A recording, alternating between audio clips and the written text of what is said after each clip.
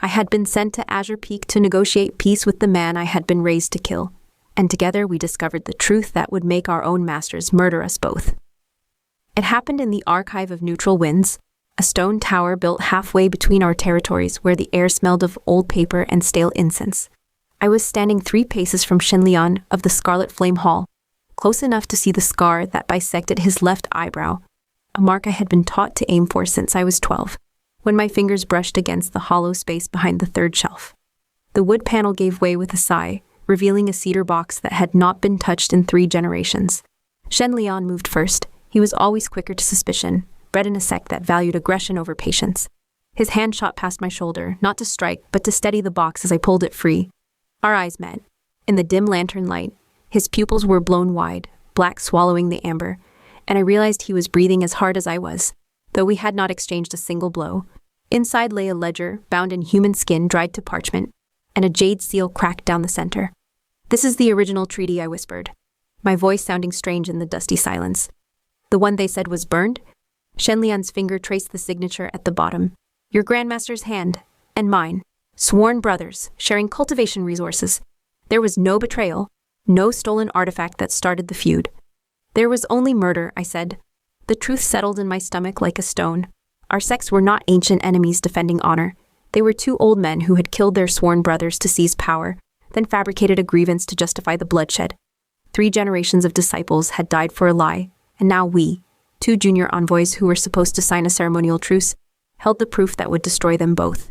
The window shattered, not from wind. From a throwing star made of black iron, the kind the Scarlet Flame Hall used for assassinations. It embedded itself in the pillar where my head had been a heartbeat before. "Run," Shen Lian said. It was not a suggestion. We moved.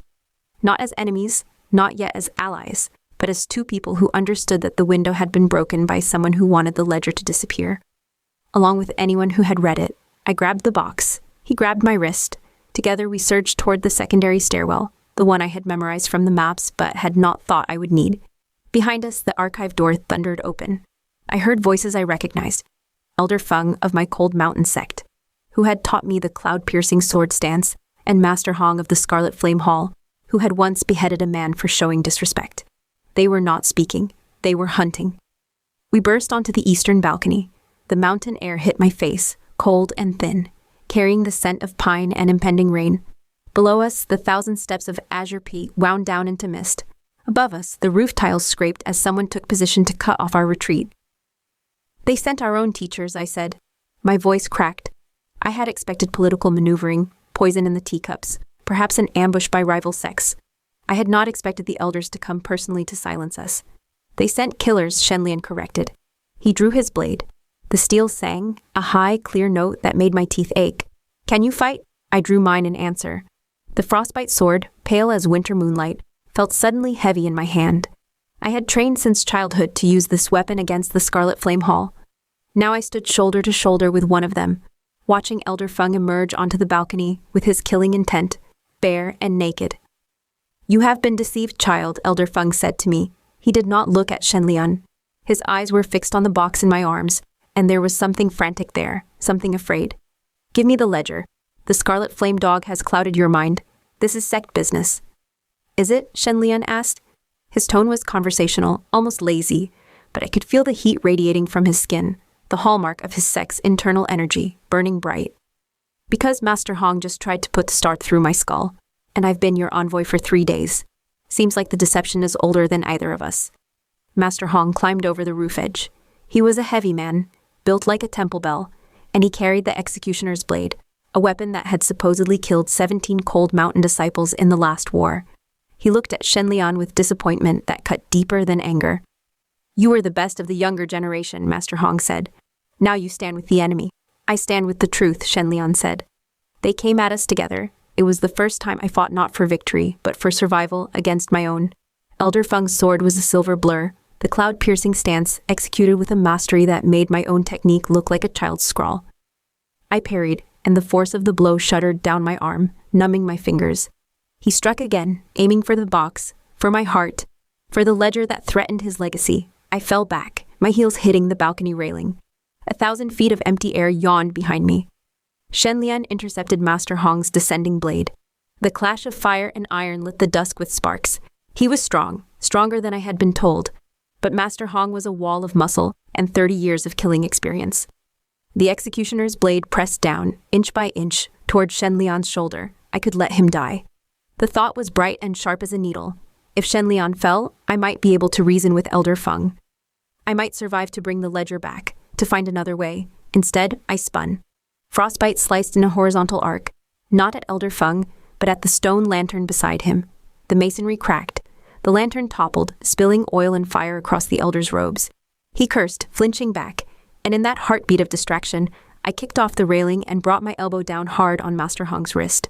The executioner's blade wavered. Shen Lian surged upward, his free hand striking the master's throat with a precision that spoke of training I had never seen him use. Master Hong staggered. Now, Shen Lian gasped. We ran.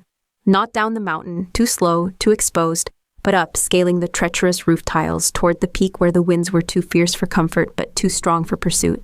We moved like monkeys, like madmen, our swords sheathed and our hands bloodied from the rough stone. Behind us, shouts echoed. They would regroup. They would send signal fires to the valleys below. By the time we reached the Cave of Whistling Winds, night had fallen completely. The cave was a hunter's blind I knew from childhood maps, barely deep enough for 2 people and smelling of old ash. We collapsed inside, gasping. My ribs ached. His left arm hung at a strange angle, dislocated I realized from Master Hong's grip. You saved my life, he said. His voice was hollow with shock. You saved mine first, I replied. I set down the ledger with trembling hands. We are dead to them now, both sects. They cannot let us live with what we know. Shen Lian nodded. He gripped his shoulder and, with a grunt that was almost a sob, wrenched his arm back into the socket. The sound was wet and terrible. He leaned his head back against the stone, eyes closed, sweat cutting tracks through the dust on his face. My Shifu told me your grandmaster poisoned mine, he said quietly. He made me swear to avenge the insult. I trained 15 years for the moment I would face a Cold Mountain disciple across a negotiation table and show them our strength. My Shifu told me your sect burned our library and laughed while the scrolls turned to ash, I said. I pulled the jade seal from the box and held it up. It caught the moonlight, green and broken. They were allies once, friends, and they killed each other for this. We sat in silence while the wind whistled through the crack in the cave roof. Somewhere below, search torches were moving like fireflies through the trees. They would sweep the mountain by dawn. We had hours, not days. We need the witness, Shen Lian said finally. The sword keeper, Old Man Wei. I stared at him. Old Man Wei was a legend, a phantom. He had been the armorer for both sects 3 generations ago, before the schism, before the war. If anyone knew the truth of the first death, it would be him. But he had vanished into the Jade Canyon 20 years ago, presumed dead. He's alive, Shen Lian insisted. My sect, my former sect, sent assassins to find him 3 times. They never returned. He's in the canyon, hiding in the tombs. If we go there, we walk into a trap, I said. If we stay here, we die, he replied. He opened his eyes and looked at me. In the darkness, with the moonlight silvering his scar, he did not look like the enemy. He looked like a man who had lost his gods in a single afternoon. Yun Qian, I do not want to die for a lie, and I do not want to kill you for one. My breath caught. He had never said my name before. In the negotiation hall, I had been the Cold Mountain envoy. In the archives, you. Now, with my name on his tongue, the distance between our sects seemed suddenly thin as rice paper. Then we go to the canyon, I said. Together. We moved at first light, traveling not by the roads, but by the high ridges where goats walked and men fell. The ledger was wrapped in oiled silk and bound to my back. The seal I gave to Shen Lian. He wore it around his neck on a leather cord, a trophy and a talisman.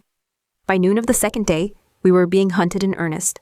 I heard them first, the distinctive rhythm of the Cold Mountain tracking formation. 3 light steps and a pause. They were above us, on the cliffs, moving with the silence of snowfall. I touched Shen Lian's arm, pointing upward. He understood immediately. We dove into a cleft of rock, just as the first arrow struck the stone where he had been standing. The arrow was fletched with white feathers, my sect's colors. They found us, I whispered. Not just yours, Shen Lian breathed. From the valley below came the sound of drums. Scarlet Flame war drums, pounding a rhythm that meant no survivors. They had coordinated. My Cold Mountain elders and his Scarlet Flame masters had, for the first time in 3 generations, agreed on something. That we must die before we reached Old Man Wei. The truth was a poison they could not allow to spread. We were caught in the middle. Shen Lian's hand found mine. His palm was calloused and hot. Can you climb? Always. Then climb like your life depends on it, because it does. We went up. The rock face was sheer, treacherous with loose shale, but the hunters were closing from both directions. I sheathed my sword and climbed with fingers bleeding, toes finding purchase in cracks no wider than a coin. Shen Lian moved ahead of me, then below, then beside, his body shielding mine when rocks dislodged and fell.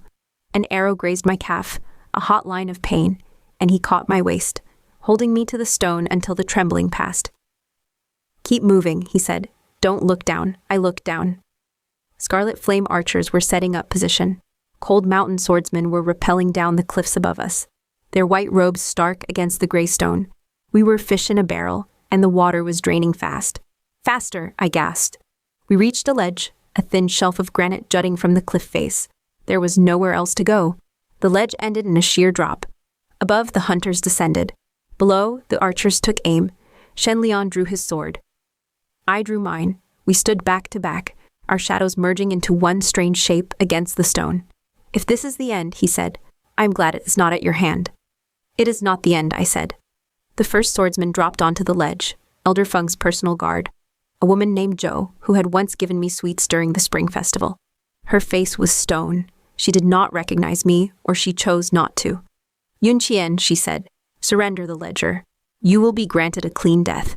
A traitor's death, but clean. I am not the traitor, I said. My voice carried, echoing off the canyon walls. The traitors are the men who sent you, the men who killed their sworn brothers, and blamed each other for 3 generations of blood. Words, she sneered. Empty words. She struck. I met her blade with frostbite, and the impact drove me to my knees. She was stronger, faster, a true disciple of the sect, while I was a renegade, with bleeding hands. She pressed down, and I felt my shoulder scream. Then Shen Lian moved. He did not strike at Zhou. He struck at the cliff face above her, his sword biting into a fault line I had not seen. He had been a miner's son before the Scarlet Flame Hall took him, and he knew stone the way I knew snow. The granite cracked. A boulder the size of a wine jar tumbled free. Zhou leapt back. The boulder struck the ledge where she had stood, shattering the stone. The ledge cracked beneath our feet. Jump, Shen Lian shouted. We jumped. Not down, to certain death, but across to a thread of trail I had not seen. A goat path inches wide. We hit it rolling. Zhou screamed as the ledge collapsed beneath her, taking 2 of her companions with it into the mist. We did not stop to watch them fall. We ran, limping and bleeding, along the goat path, until it widened into the mouth of the Jade Canyon. The tombs were carved into the canyon walls, ancient and honeycombed, smelling of copper and dust. We stumbled through the first archway, collapsing against the stone. I was shaking so hard I could not sheathe my sword. Shen Lian's hand was on my cheek, turning my face toward his. You are hurt. It's nothing. It is not nothing. His thumb brushed the cut on my temple. They sent people we loved, people we trusted. They will send worse. I know. We are close. Old Man Wei is here. I can feel it. How? He tapped the jade seal against his chest. This resonates with his energy. He was there when it was broken. He is here. We moved deeper into the tombs, into darkness so complete that even my sect's night eyes could not pierce it. Shen Lian lit a torch from his flint, and the flames cast dancing shadows on walls carved with names. Names from both sects, intermingled, buried together before the schism. In the deepest chamber, we found him. Old Man Wei was not a ghost. He was a skeleton wrapped in leather, sitting upright against the wall, a sword across his knees. He had been dead for years, perhaps decades. But in front of him, etched into the stone floor with a dagger, was a map. And beside the map, a voice recorder, a cultivation device that preserved the speaker's last words in a sphere of jade. Shen Lian knelt. He touched the sphere. It lit up, filling the tomb with the voice of a man long dead. If you are hearing this, the voice said, crackling with age, then the grandmasters have finally sent someone to kill me. Or perhaps someone has finally come to learn the truth. I knelt beside Shen Lian. Our shoulders touched. The voice continued, recounting the night 3 generations ago when 2 sworn brothers, greedy for an immortal artifact, had murdered their companions and blamed each other, sealing the pact with blood and lies. The ledger we carried was the proof. Old Man Wei had been the armorer who forged the blades that killed the innocent men. He had run ever since. They will not let you live with this knowledge, the recording said. But you must live. You must end the cycle. Return to the valley. Force them to face the truth. Not with words, with swords. The sphere dimmed. In the silence, we heard footsteps, many of them. The entrance to the tombs was filled with torchlight and the sound of blades being drawn. They followed, I said. My heart sank. They knew we would come here. Of course they did, Shen Lian said. He stood, drawing his sword. The firelight reflected in his eyes. They are not stupid, only evil. He turned to me. In the confined space of the tomb, with death approaching from the tunnel, he offered his hand. Not his sword hand, but his left hand, empty and open. Yun Qian, he said, will you stand with me?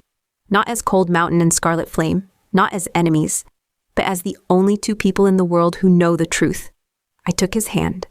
My fingers intertwined with his, warm and calloused and real. Side by side, I said. Side by side, he agreed.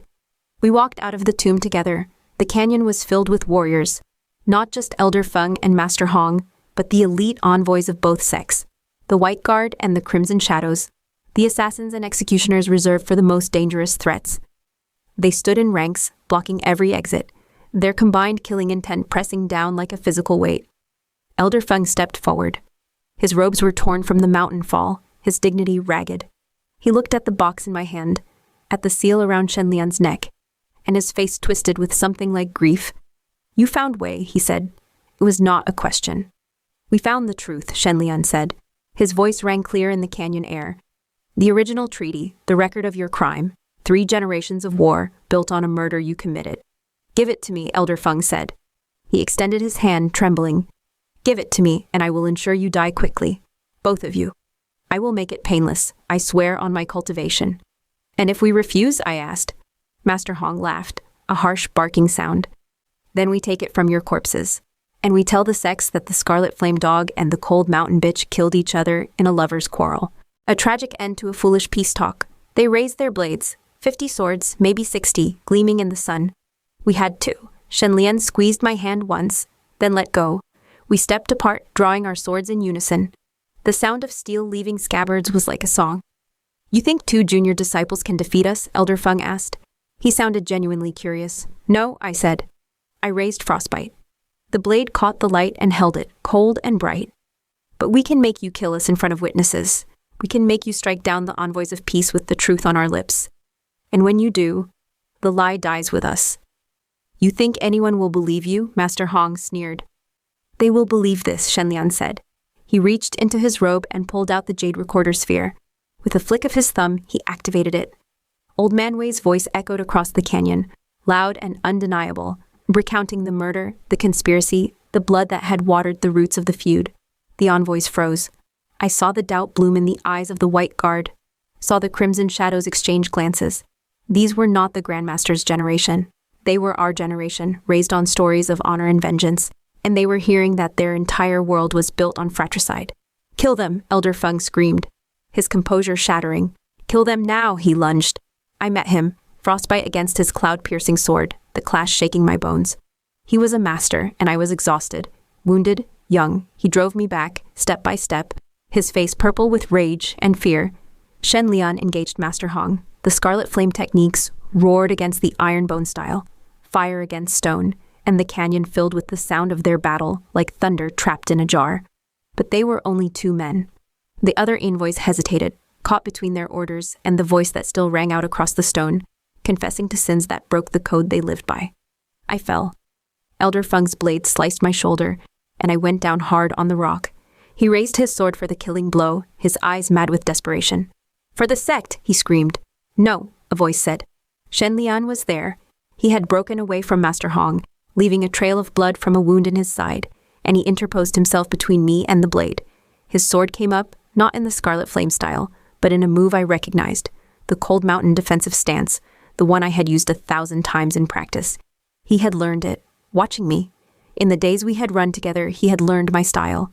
Elder Feng's blow struck Shen Lian's guard. The force of it should have shattered his wrist, but Shen Lian turned with it, redirecting the energy, and I saw my opening. I thrust upward from the ground, not with strength but with precision, and frostbite entered Elder Feng's thigh just above the knee. He screamed and fell. I scrambled up. Shen Lian pulled me to my feet. We stood together, bleeding, our swords raised, as Master Hong and the remaining envoys surrounded us. "Do you hear it?" Shen Lian shouted, his voice raw. "Do you hear the truth? Will you die for their lie? Or will you live for the truth?" Master Hong raised his blade. But he did not strike. His hand was shaking. Behind him, one of the crimson shadows lowered her sword. Then another. The white guard followed, their formation breaking like ice on a spring river. "You are traitors," Master Hong whispered. But he said it to Elder Feng, not to us. "We are the future," I said. I stepped forward, Shen Lian at my side. Our shadows once again won. "And we are tired of your ghosts." We walked through them. They parted like water. We carried the ledger and the recorder, and we carried each other, our steps slow but unbowed. When we emerged from the Jade Canyon, the sun was setting over Azure Peak, painting the sky in colors that belonged to neither Scarlet Flame nor Cold Mountain, but to both, crimson and silver, fire and ice, merged into something new and terrible and beautiful. We did not stop until we reached the valley where the two sects waited. We did not stop until we stood before the assembled elders and disciples, and held up the proof, and forced them to look at what their grandfathers had done.